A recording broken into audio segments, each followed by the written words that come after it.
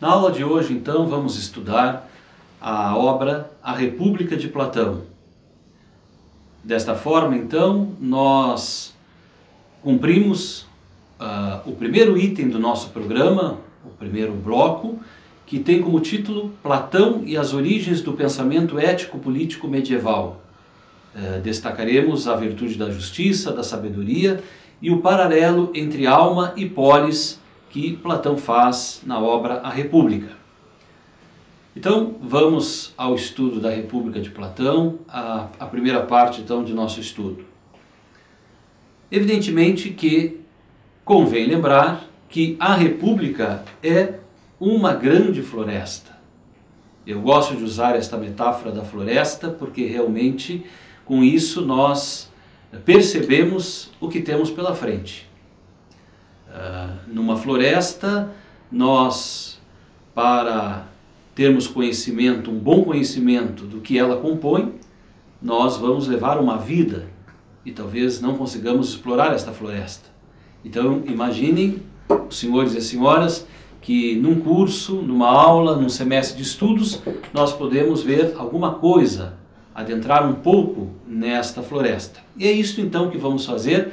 Portanto, a intenção desta aula é, sobretudo, introduzir a República de Platão no sentido de estimular a todos vocês para o importante estudo desta obra. Sempre digo e lembro aqui também que nós podemos concordar ou não, mas nós não podemos negar a realidade, não podemos negar a origem da nossa realidade, não podemos negar as nossas raízes. E sem dúvida nenhuma, Platão se constitui numa das grandes raízes do pensamento filosófico e daquilo que nós chamamos de civilização ocidental. Então, vale a pena estudar Platão. A biblioteca de Platão, as obras de Platão é vastíssima. No entanto, a República se constitui num dos diálogos mais importantes, onde ali nós encontramos não só temas da política, mas temas sobre a educação, sobre a epistemologia, sobre ética, sobre teodiceia e outros mais. Mesmo temas da lógica nós encontramos na República. Chama a atenção que a palavra república no grego original se diz politeia. Isso está escrito em caracteres e letras maiúsculas. E politeia significa então constituição do governo, forma de governo, estudo, preocupação com o governo, com a polis, com a cidade. Poderia-se dizer uma constituição sobre a cidade. A obra de Platão, por ser imensa, foi sendo melhor compreendida conforme o desenvolvimento da pesquisa, conforme o estudo dos originais dos textos platônicos ou aqueles escritos, aquelas versões que estão mais perto dos originais. Nesse sentido, houve um avanço significativo no século passado, século XX, onde a pesquisa considerou como autênticas, como sendo de Platão, algumas obras, propriamente algumas cartas, chamamos de epístolas, onde já se tinha um grande conhecimento e se atribuía isto às doutrinas não escritas, ao pensamento oral de Platão. Veja que o próprio Platão chama atenção para a vivacidade que é o pensamento oral, que é a tradição oral. Ele mesmo, numa das obras, chega a dizer que aquilo que é escrito é importante, pois garante a memória do pensamento, mas o que é escrito pode ser mal interpretado. Nós podemos trair o autor quando lemos algo que ele deixou como escrito. Porque a vivacidade está no momento da pregação, no momento da retórica, né? Então Platão chama atenção para esta importância da tradição viva e da oralidade. Então é com esse espírito que nós temos que também ler os escritos de Platão, considerando a tradição oral, as doutrinas não escritas que ele nos deixou e que de certa forma chegaram até nós, podemos dizer, através de uma contínua, permanente comunidade filosófica. Mas, especificamente, a carta 7, ou carta 7ª, de Platão, temos algumas ideias importantes sobre a sua relação com a política. Então, anuncio aqui que um dos estudiosos de Platão importante, que vocês devem aproveitar, é justamente Giovanni Reale, e há aquela obra, aqueles 5 volumes que compõem a história da filosofia antiga de Reale, onde no volume 2 nós temos os estudos referentes a Platão e Aristóteles. Pois muito bem, Giovanni Reale então nos diz o seguinte: somente no nosso século XX, compreendeu-se em toda a sua relevância, em todo o seu alcance, a componente política do platonismo. Em primeiro lugar, foi reivindicada a autenticidade da carta 7ª, na qual Platão diz expressamente, traçando a própria autobiografia, que a política foi a paixão dominante da sua vida. Então, aqui, a substância da própria filosofia platônica é comentada nesta carta, onde o Platão se revela um apaixonado pela política. Diz então a carta 7ª, comentada pelo Reale, por Géser também, outro importante comentador. Diz Platão o seguinte: desde jovem passei por uma experiência comum a muitos e me decidi firmemente a uma coisa: apenas em condição de dispor da minha vontade, logo dedicar-me à vida política. Então encontramos, como testemunho do próprio Platão, essa dedicação dele à vida política, essa preocupação dele com a política. E ele afirma nesta mesma carta o seguinte: eu creio estar entre os poucos atenienses, para não dizer-me o único, que tentam a verdadeira arte política e o único entre os que agora vivem que a exercita. Então, o que queremos dizer? Platão foi desde jovem um apaixonado pela política e sem dúvida nenhuma preocupado com os problemas do seu tempo. Convém nós fazermos uma diferença entre filosofia política, ciência política e realidade política. A realidade política é uma, independente da reflexão que vá se fazer e da proposta que vá se fazer de como deve ser a política. Nesse sentido, então, a república é uma proposta, é um ideal a partir de um estudo sobre como deve ser a política. Platão necessariamente não está querendo resolver um problema político ou dizer exatamente como deve ser um regime político, mas está preocupado e oferece um estudo, vamos dizer, um estudo com uma certa tranquilidade, um estudo que respeita o tempo, um estudo que talvez nos ofereça algo impossível, mas é algo que não se pode fugir. Então, a realidade política pode ser uma, a ciência política, que estuda os métodos da política, que propriamente nós vamos ter a sua origem como ramo autônomo do conhecimento que trata a política pela política a partir de Maquiavel, mas a filosofia política, que sem dúvida nós encontramos em Platão, com a obra República, em Aristóteles, com a obra Política, é esse estudo de como deve ser a política, onde não se pensa apenas a questão do poder, ou a questão de manter o poder, como vai dizer Maquiavel, mas se estuda diversos temas importantes que compõem aquilo que nós chamamos de política.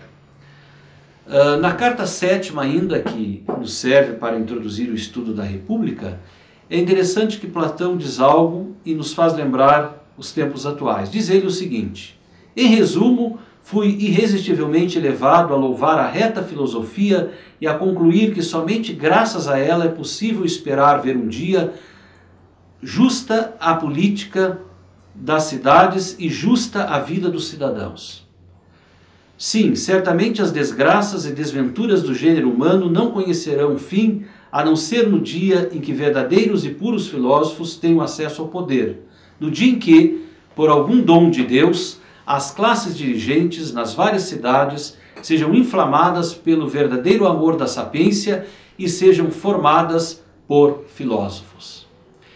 Então aqui nós temos o testemunho de Platão de que a política que ele encontra não serve.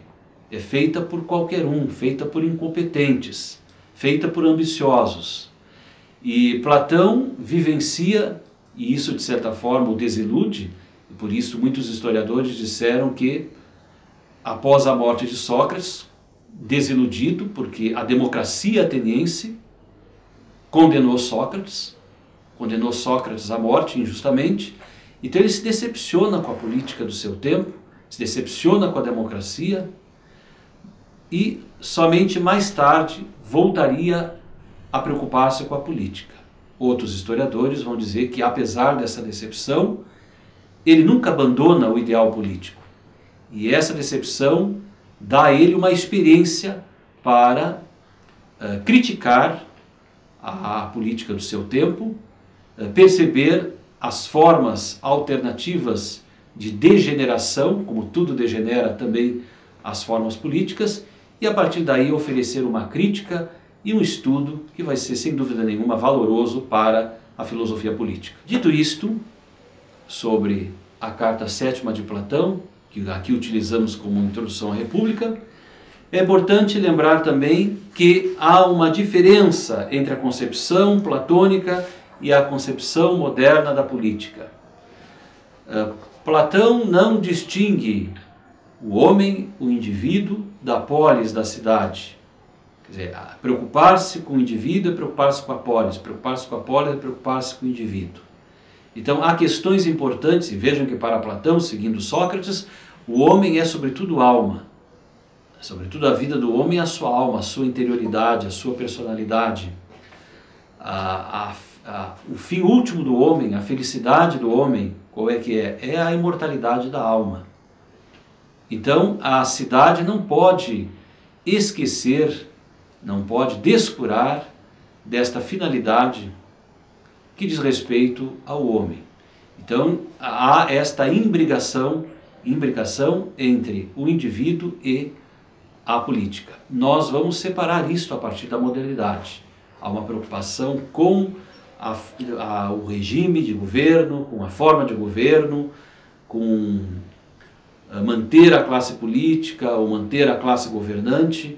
Então há uma preocupação com essas estratégias de poder, há uma preocupação com a economia, se entende que é a economia que garante tudo. E, portanto, uma dicotomia entre a política e a ética, entre a política e a antropologia, o que nós não vamos encontrar em Platão. Por isso que nós podemos dizer que em Platão nós encontramos raízes ou sementes para regimes, para formas de poder exercidas na contemporaneidade. E por isso, então, se fala de um comunismo, de um comunitarismo em Platão, quando ele fala sobre a classe dos guardiões, e se estabelece um certo paralelo disto com o comunismo do século XIX e XX. Mas cuidado, são situações bem diferentes, né? Aqui os projetos são diferentes. Da mesma forma como qualquer tipo de identificação com os estados autoritários, totalitários, mesmo com o nazismo, e aquelas propostas que nós encontramos em Platão. Há diferenças muito grandes aí de ideais, o ideal proposto por Platão é o ideal elevadíssimo, né? Platão realmente também foge de todos aqueles gnósticos da sua época que propunham de certa forma um certo niilismo, muitos deles até a favor do suicídio.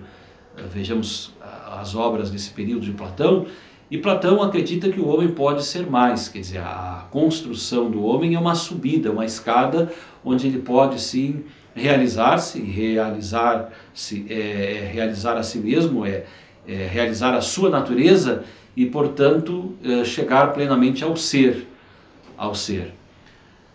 Então, a ideia de bem, a ideia de unidade serão muito fortes em todo o projeto político de Platão. O bem é a ideia mais elevada, o bem é a ideia que reúne todas as coisas, o bem é a ideia pelo qual todas as coisas são medidas, pelo qual todas as coisas devem, numa justa medida, adequar-se a uma proporção buscando a perfeição.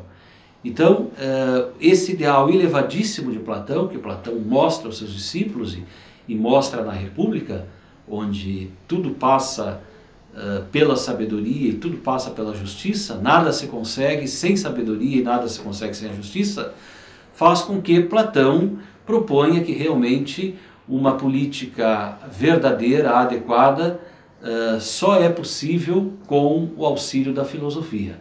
Por isso que ele, ao tratar das formas de governo, vai propor que o governo seja dos filósofos.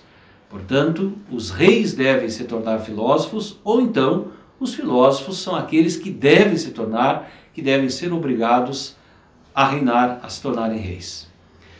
Nós vamos então, sem mais demoras, entrarmos, feita essa introdução ao pensamento político de Platão, vamos entrar na obra A República e pretendo aqui então, claro, dizer alguma coisa da República. Volto a dizer, é uma grande floresta que exige muitos anos de estudos. Hoje nós temos a República dividida em 10 livros, esta é uma divisão feita na Idade Média, mas nós poderíamos, Platão não fez essas divisões, então poderíamos dividir a República em 5 livros ou em 7 livros, conforme a tônica que dermos às temáticas que ali encontramos. Mas vamos seguir aqui mais ou menos a divisão clássica, que nós temos na maioria das traduções e das versões, que é uma obra dividida em 10 livros, e claro, esses livros, todos escritos em forma de diálogo, com as suas subdivisões, com, vamos dizer assim, capítulos.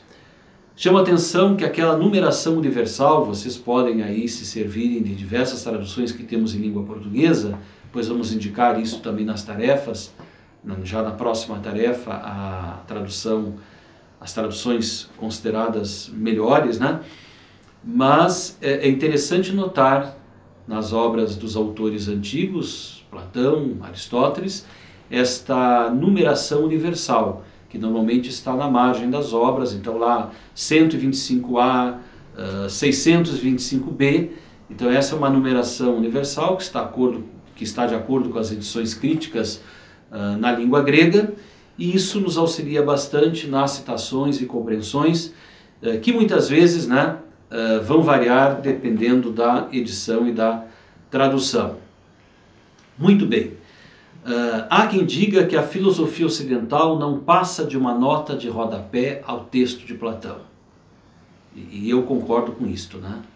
O texto de Platão e propriamente o texto da República é uma espécie de raiz, de semente, onde estão incoadas todas as teorias que depois serão desenvolvidas ao longo da filosofia ocidental.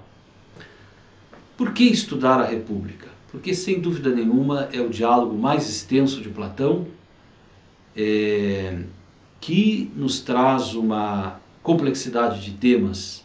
É uma narrativa indireta, onde nós encontramos Sócrates dialogando com alguns personagens, e esse diálogo começa na casa de Céfalo.